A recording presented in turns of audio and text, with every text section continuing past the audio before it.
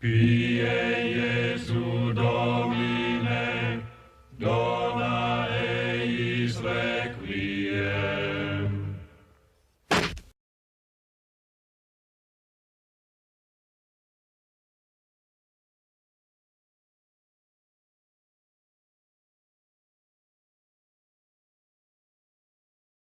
Can you all stop getting your panties in a wad over the fact that skeptics just aren't interested in adopting your mindset? Considering the consequences that Christians believe are at stake, I doubt that there will ever come a time that somebody who's truly a person of faith will give up hope that a non-believer will eventually have a change of heart, because there's just so much at stake.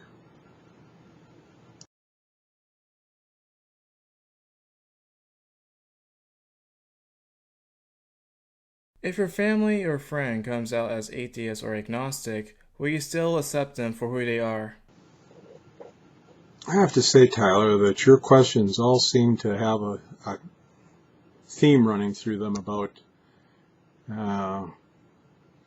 Christians accepting atheists, and it really appears that you may have gone through something in the past, and if you did, I'm sorry about that. Like I said, there are good Christians who, there are no good Christians, but there are Christians who are better at practicing their faith than others. And it seems that you were really hurt by somebody judgmental. As for myself, one of my closest friends, Joe, he's more of a brother than just a friend, is an atheist. We've been friends now for over 36 years. He's always got my back. He's always there for me. I love him like a brother. He's one of the people I see most often. He's always come to my aid when I've needed it. We have a great time. When we go out to dinner, I pray before meals. He just respectfully sits there and waits until I'm done, and then we have a great time.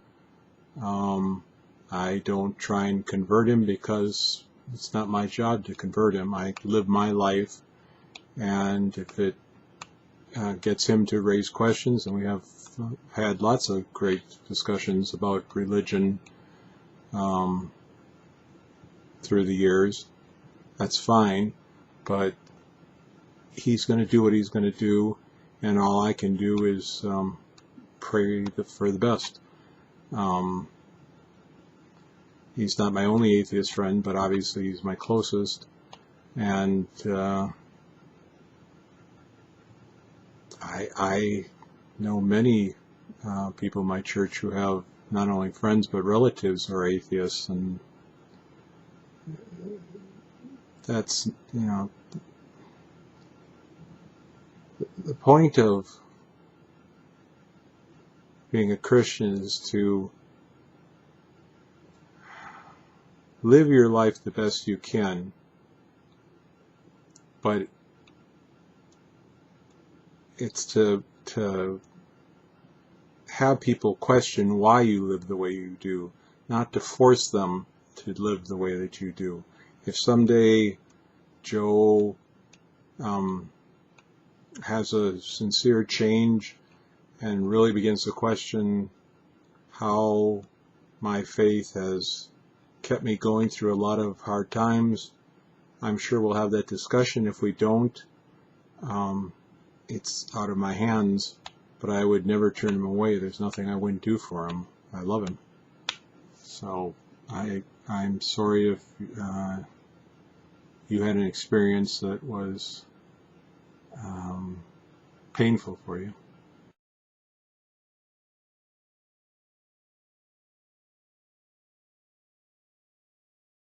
Why do you people keep using the argument from beauty and argument from ignorance?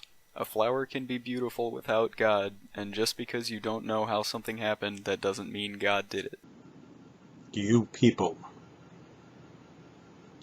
That's not very helpful.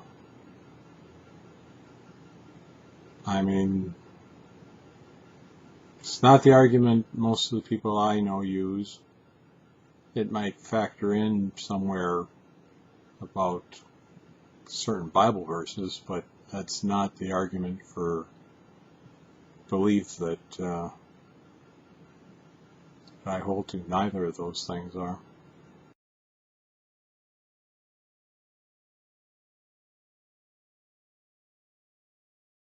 All the religious people out there talking about the quote-unquote 1% and talking about greed and corruption. Don't you find it a little bit odd talking about greed and corruption and taking advantage of the poor or the not so well-to-do when you have clergymen running around taking private jets, driving the nicest cars and eating the best food in mansions off of tithes and offerings, and a lot of times those offerings come from people who probably shouldn't be giving in the first place because they are not really in a position to, but because they are taught to be guilty and taught to give money no matter what, they still give money. Do you not understand what cognitive dissonance is? Okay, first off, the people talking about the 1%ers are left-wing atheists, rabble-rousers, protesters, activists. I've never, that's not the group, that's not Christians out there during those marches that are, eat the rich and complaining about the 1%ers. Also, I don't know how many times I have to say it, there's corruption everywhere, including the church. Now, the reason you hear about the pastors who misspend the money or get involved in scandals or living the high life is because they're the exception, not the norm. My father was a minister, not make a lot of money at that. He then started the food shelf program in our city, and eventually founded the Second Harvest Food Bank and was the executive director for 22 years. And he died while going through bankruptcy. So your stereotype just doesn't impress me. We give because we want to see the church use the money for good works. And if you're a responsible Christian, you stay on top of that sort of thing. I'm currently back on our church leadership team, church board, as vice president. I'd taken 2 years off, and somehow my church was foolish enough. They don't call me the vice president, they call me the president of vice, but we take how the money is spent very seriously. It's not for trips and airlines, and it's for programs to feed people, to run English language courses for immigrants. It's used for ministry. It's used for a lot of things. We have a Liberian contingent of our congregation, and a Liberian minister, and there's been programs to help back in Liberia. So, you can paint with a broad brush. Somebody earlier complained that religious people always bring up their good works. And this is why, because you're painting the pastors or the church leaders as corrupt big spenders, and the parishioners as either chumps or morons or irresponsible. And if anybody spends any time in a reasonable church, a church that's not a storefront, single one-man operation, or a mega church TV evangelist, and they're not all, neither of those categories corrupt, but I'm saying you are not talking about the norm, and it's the boogeyman. You're playing the boogeyman card, and it's beneath this conversation. It's just not worth pursuing. So I guess that's all I have to say on that one.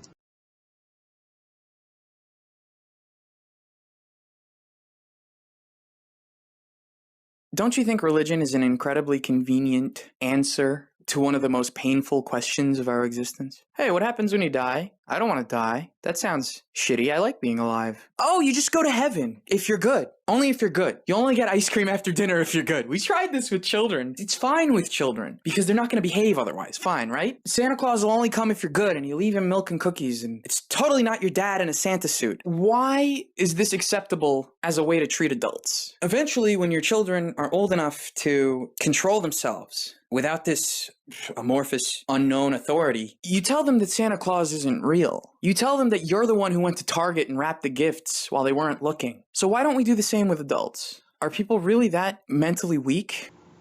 I am really beginning to wonder if some of you atheists have ever had any real contact with religion, especially Christianity. Because Jesus is not Santa Claus. You don't get into heaven by being good. That's not the point. You can't be good enough. So your whole little snarky attack on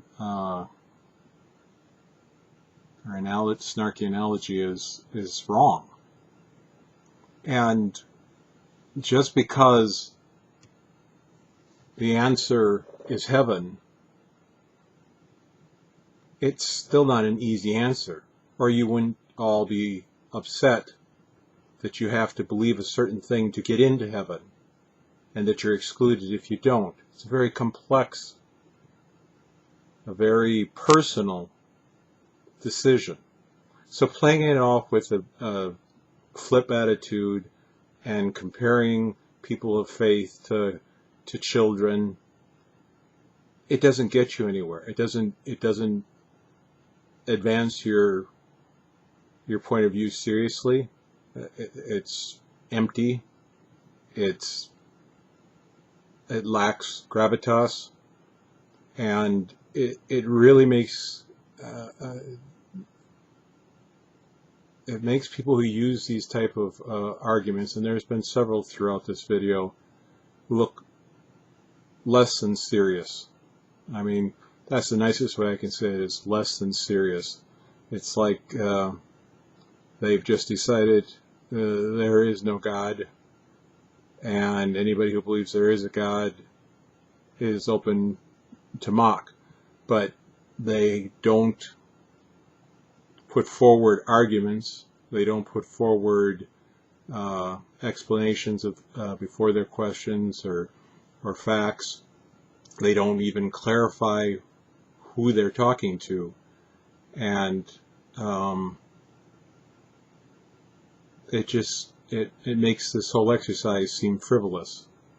I mean, do you really want answers? Do you really want a glimpse at understanding the workings of the minds of people of faith, or is just another exercise at pot shots? I mean, some of the questions I've seen seem very sincere, but others, there's no way you can't just see the sarcasm and the smugness in them. And I'm not angry about it. I'm disappointed, and I think that truthfully the people that I subscribe to have done a fairly good job with their questions. The ones I've been unfamiliar with have done less so, and I think that Tyler could have picked a higher quality of participants in this video to make it the opening of a real dialogue. So I find that a missed opportunity. So I'll leave it at that.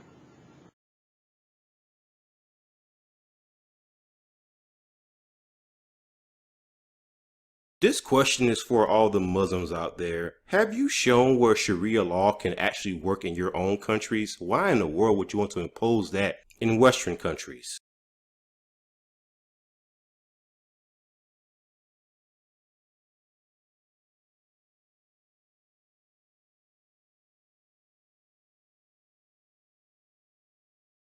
What is your take on homosexuality? It's a sin. No worse, no better than any other sin, but it's a sin.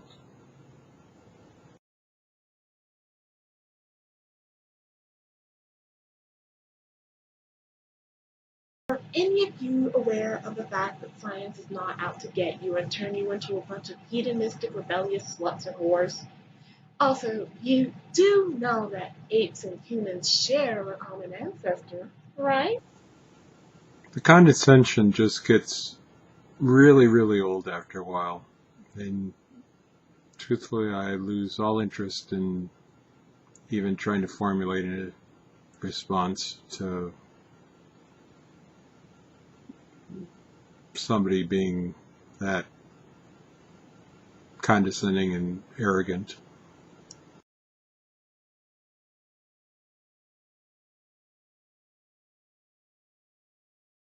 Why do you deny the existence of atheist persecution, but then proceed to talk about Christian persecution? Why do you assume that I deny atheist persecution? I don't think there's a group on the planet that hasn't been persecuted at one time or another. So, has there been atheist persecution? Yeah, definitely. And Christians have done a lot of it. Muslims, Jews, probably not, but Muslims, maybe other faiths.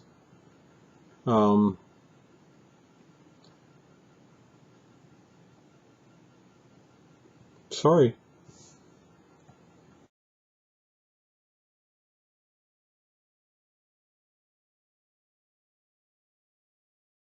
Why would a god create beings in his image, then ask them to perform surgeries on themselves to remove parts he gave them?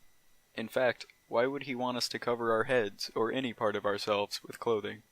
Couldn't he create us with the desire to wear these garments, or even have us grow our own? Creating God's image isn't a matter of 5 fingers on each hand, or 2 eyes, or a nose, or a mouth. It's our innate ability, our desire to create, our need for love, our spiritual essence. I haven't ever heard anybody argue that God looks like us other than Jesus, because he came to earth and was born as a human. He's the exception. I mean, that's not what they're talking about when they write made in God's image.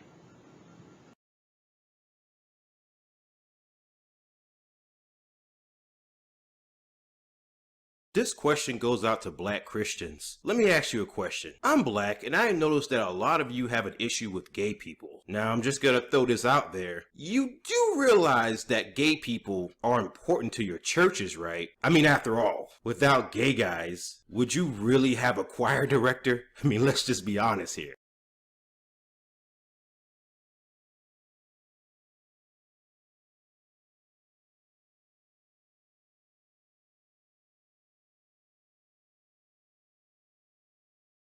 How can your God be just when a child molester can get into your heaven when he just repents? But a perfectly good and decent individual helping others all of their life will be sent to hell for believing in the wrong God or in no God. When you can show me a perfectly good and decent person who meets God's standards of being sinless, we can have this discussion. As I said throughout this whole video, none of us are perfect. All have sinned and fallen short of the glory of God. So, this saint doesn't exist. The pedophile gets in not on his own merit, but on Christ's merit. The other person could get in on Christ's merit also. But they're both sinners, and there is no degrees of sin. Murder, arson, pedophilia, rape, theft, they're all sins. All are blights, all are stains that God can't look past because he is a perfectly good being and he is just. Those things have to be punished.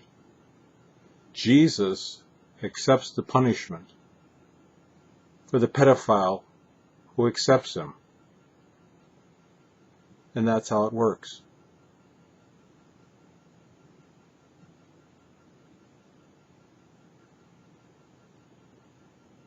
Not how we designed it, I'm sure. But then again, neither of us are God.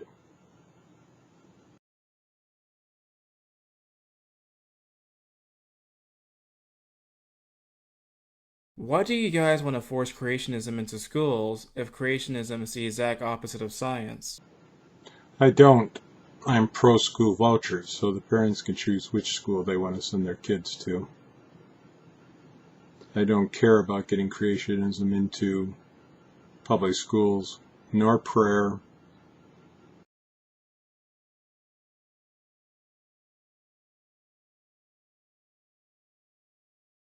If God is omnipotent, then he knows exactly what it would take to convince me of his existence. If he knows how to convert me instantly, why would he not give me a sign? You're assuming that he hasn't. And also, you have free will. He could make you believe in him, but you'd be nothing more than an automaton then, a robot. It defeats the purpose. So, you have to choose. He's laid out the case in front of you. He's told you what it takes. Now you have to make the choice.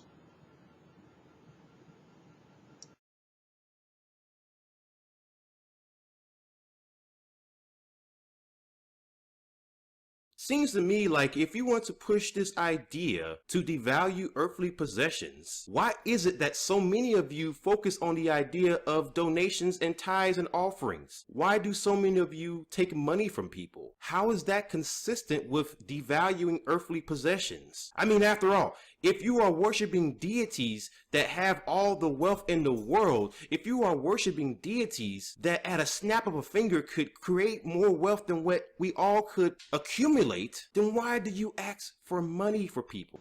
This is just a variation on the earlier question about people of faith and money, and I've already answered it, so I'll refer you back to that answer.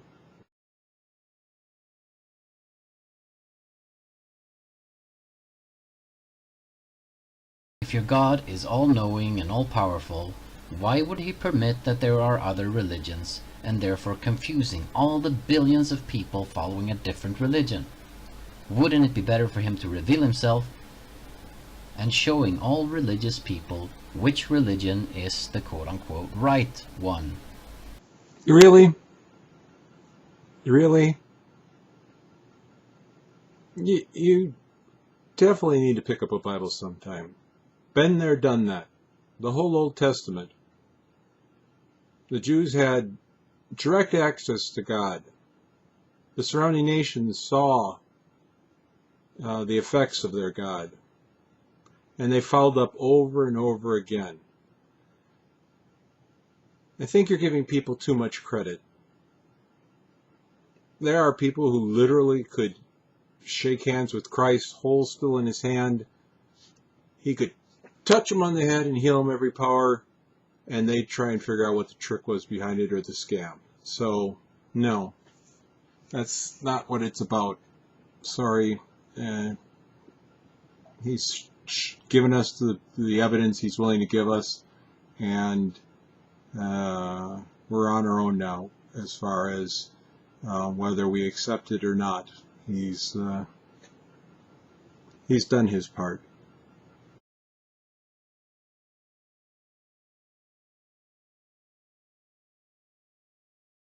Have you studied logical fallacies before, and if so, have you ever considered the fact that your arguments may have faulty reasoning? As I'm not an academic or a scholar, I constantly consider that my arguments are wrong, which is why I refer to people more knowledgeable than myself in a variety of fields. So, are there errors in my arguments? Probably. I can't remember everything I read. I'm not trained in theology, philosophy, comparative religions. I have what I've retained, and I have my faith, and that's what I work with. Do I think if somebody puts forward an argument, I can track down somebody wiser than me to come up with a counter-argument? Yeah, I'm pretty good at doing that. So I haven't lost any sleep over it.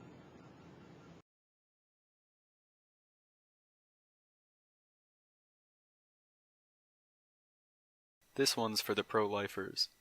Why do you think that people who want to let women have the ability to terminate a pregnancy are trying to cause as many abortions as possible? Everyone on both sides wants the least amount of abortions. They just have different thresholds on what constitutes a valid one. Also, Christians, your book says if a husband suspects his wife of infidelity, he can have the priest perform an abortion. Numbers 5:11 to 31, my dudes. I think it's too simple to say that pro-choice people are trying to cause as many abortions as possible. I'm sure that there's some. I mean, it's a business, and the whole process really kicked off in the 1920s as a eugenics program. So, and the fact that we'd have twice as many American citizens of African descent if it wasn't for the fact that 50% of the black pregnancies in our nation have been terminated since 1973. But religion doesn't enter into my feelings about abortion. It always amazes me that the people who bring up science about God can't grasp the concept that this is human life, human DNA, and has a right to exist. And as far as the verse you quoted, if you can get God to do a test nowadays, more power to you, but we're now in the time of gospel. Law is passed. You know, the Old Testament is law. We're in the New Testament period, gospel. So the times, they are changing.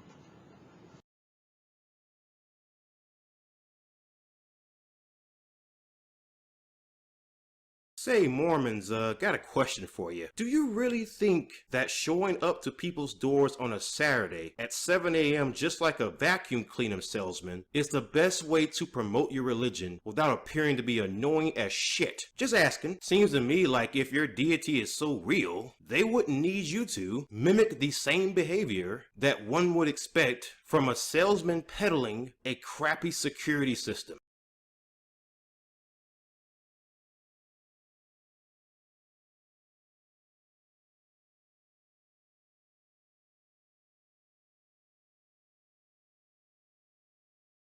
Do you believe in the separation of church and state?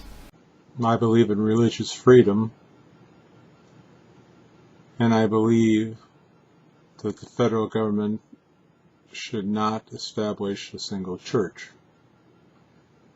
Finally, I believe that the phrase separation of church and state should be banished from all discussions of religion and government. because it's meaningless. It comes from no official government document, and it short circuits what the framers of the Constitution were trying to accomplish.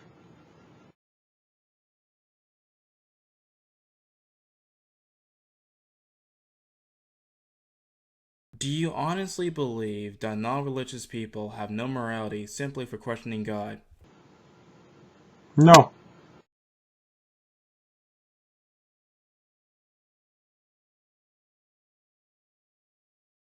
Now, this is more of a free speech question, because essentially every belief system has an idea of being unequally yoked in relationships. Does that not concern you, that apparently just being different in terms of thought is a good enough reason to tell people to not date or marry? Does that make any kind of sense to you? I'm someone who believes that the heart wants what the heart wants. And if you fall in love, there's not much you can do about it. I understand the reasoning why some religions do this, the bringing up of children, the conflict. If you believe that the only way you can make it into the afterlife is belief in Jesus Christ, and you marry a Muslim or a Jew or a Buddhist or whatever,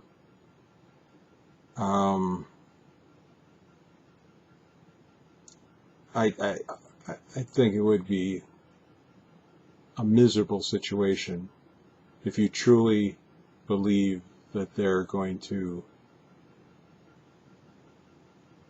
not enter heaven. But, I mean, I haven't seen, when I was a young kid, there was still some talk of that in the denomination that I attend, but now people are just marrying across the board, so I just don't think it's as big of a situation as it was in the past, because the weakening of the church, the secularization of society, the cafeteria style religion we have now, where people pick and choose what they want to believe. So I say marry who you want to marry, but be prepared to deal with the consequences.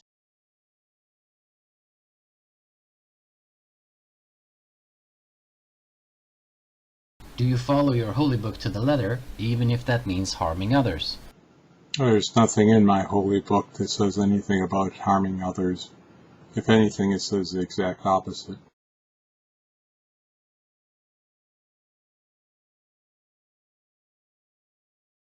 3 words for you. Orgasms are awesome. You are aware of that, are you not? Oh, silly me, I forgot. Pleasures of the flesh are icky and gross, according to your pastor. My pastor has 4 sons, so I think he's figured out sex, and he probably actually even enjoys it. It's just another one of those things where, you know, great, get to be snarky, get to, you know, mock, but where do you think all the little Christians come from? God created man and woman. He gave them the naughty bits. They're there for a purpose. It's not a sin to have sex and enjoy yourself. It's a sin to have sex out of wedlock. So maybe ponder that one. Amen. Amen. Amen. Amen. Amen. Sing it over. Amen. Amen. Amen. Amen. Amen.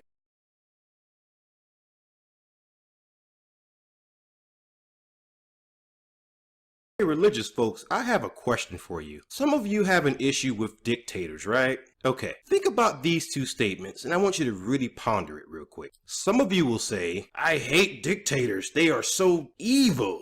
But then in the next statement, you'll say, hold on, wait, let me go pray to this dictator in the sky because reasons.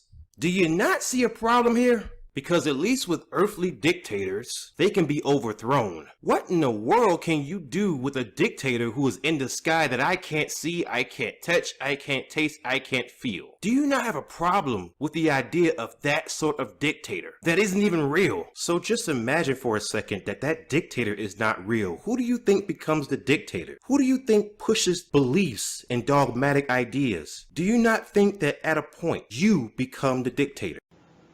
The simple answer, no. Because if I'm living my faith correctly, the person it's directed toward controlling is myself and how I live my life.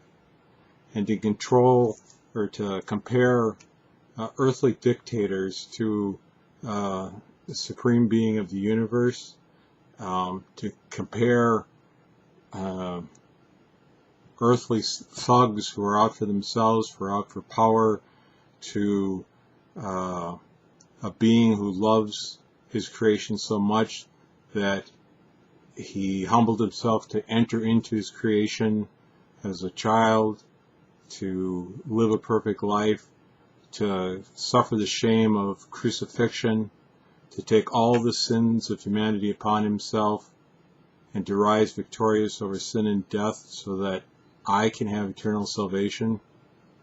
I think you need to redefine your definition of dictator, because my God's a loving God.